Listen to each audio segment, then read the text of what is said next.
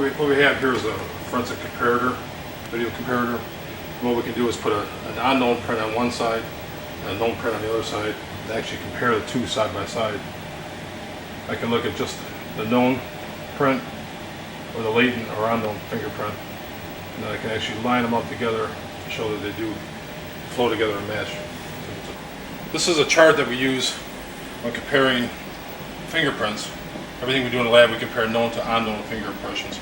Unknown being we don't know who made that fingerprint from a crime scene, and the known that we know this person's prints, we fingerprinted him, we know who he is. We compare the known to the unknown.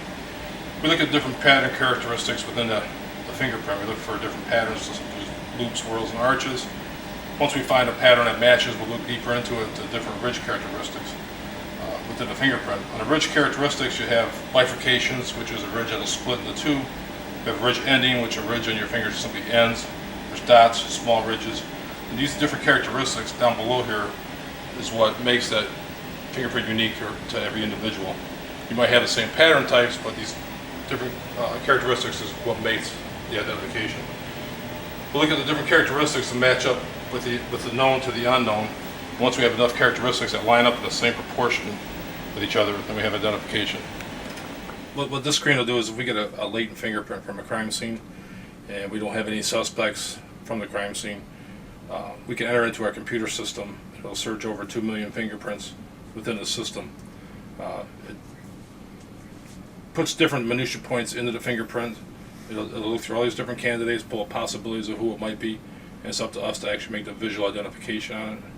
We look at stains and try to interpret what the pattern means, and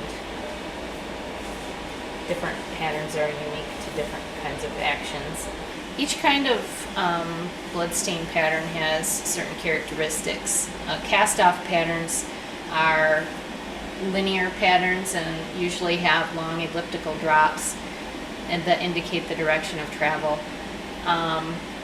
Something like an impact stain over there would have smaller spatter and it would be spread out all around the source. There's a void area where there is no spatter, which indicates something was there and was then moved. We can determine where the source of blood is coming from based on the angle of the drops.